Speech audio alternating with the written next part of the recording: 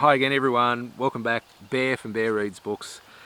Here, not for a book review, not for a update, but I have been thinking about a project. And I think I mentioned this in a previous video, that something was brewing inside me. And it's a strange way to put it, but one of the things that I know I'm not good at in this whole book review game is the scoring, the assessment, the star ratings, and comparing one book to another to come up with what my best books are. So when I end up doing best books of 2019 or best non-fiction of whenever, I'm really bad at it, and I just end up picking random books from all over the place because I don't really keep a ranked list anywhere. And if I do, it's very haphazard. So my 1 to 5 star ratings, for instance, on Goodreads are really loosey-goosey. Like if I give something 3 stars, I could give something 4 stars or 5 stars really easily. That's probably about the same as the 3 star. I really don't give it enough thought and consideration when I give my star ratings. So I want to improve that. I want to not be loosey-goosey. I want to be tighty-righty. I don't even know whether that's a thing. So I want to be better at giving star ratings for books and ranking books particularly. And where I came up for this idea is that I saw Natalie from my reading days, who is another Aussie booktuber that lives just that way, not far, and she's done this wonderful craft thing. Now I'm let's be perfectly honest, I'm shit at craft. I don't do craft. So she's done this wonderful craft board with Velcro strips that she can put, and she did it for Aussie April and her top 50 Aussie books.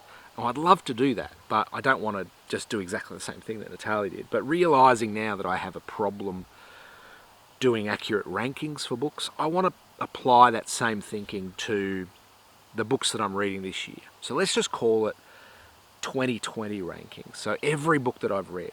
So what that means is when I finish this process at the end of the year, when I come to do my summary of 2020 best fiction books or best non-fiction books, I can just go, well, here's the top 5 and do a video about the top 5. So that's the way I envisage it happening. And I think what it will help me to do is think more carefully about the books that I'm reading and how I rank them compared to other books. And I think this way will be a little bit more manageable for me. So with Natalie, she was ranking the top 50 Aussie books, but for Aussie books, I've been reading those for decades. I mean, I could be ranking something I read 20 years ago against something I read last week, and then I think that's really, for me at least, really unfair on the book and on the author, because I just have a crap memory. Like, my memory of things that I read 20 years ago have a lot to do with the context in which I read them, whether I read them for fun or for pleasure or at university, or read it during summer or winter. I have no idea. So I think for me, with what is not great memory, I think that would do a disservice to the book itself. So I'm going to stick with 2020. So far this year I've read 30-something books with a goal of 60, and it looks like I'm going to blow 60 out of the water, I think, if I keep going at this rate. It's been a big year already.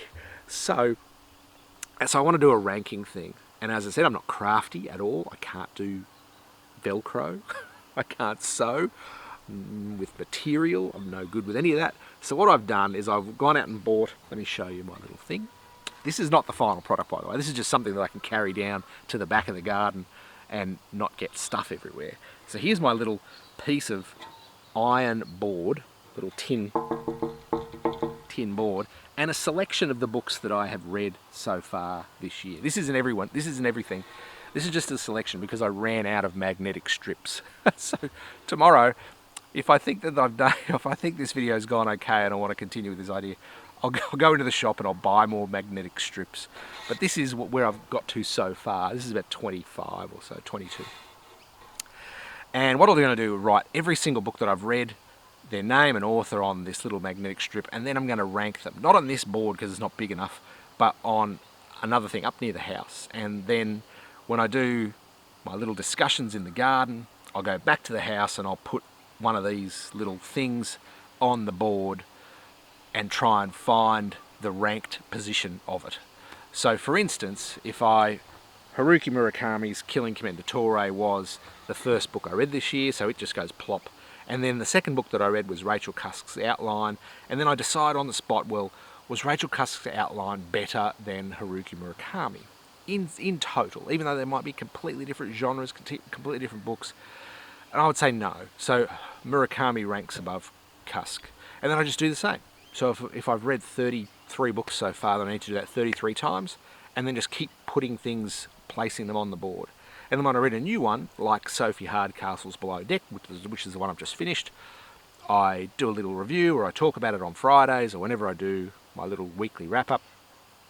And I get a little magnetic strip with Sophie Hardcastle, and I find which one's it better than, and then find the right spot on the ranking. So that's how I kind of envisage it happening for all 2020 books. And then at the end of the year, I can kind of strip things out and talk about my best non-fiction, or my best poetry, or my best short fiction, because it's ranked on the board. So it seems like a sensible idea. But we'll see how it goes.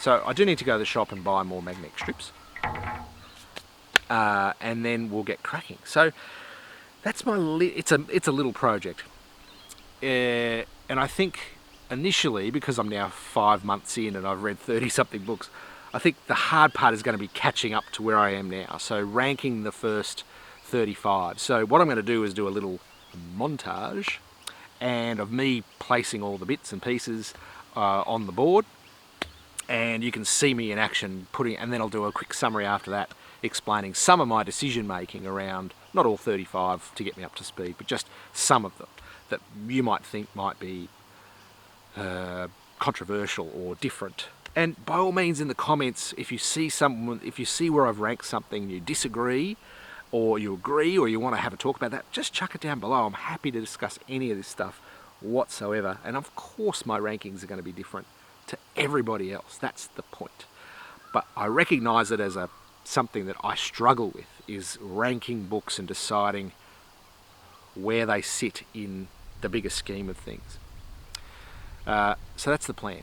Nice little project. I wish I was better at craft. I see all these people doing crafty booktube videos and I think, oh, that's so good. I could do that. And then 30 seconds later I go, no, I couldn't. I couldn't do that. I'm shit at that.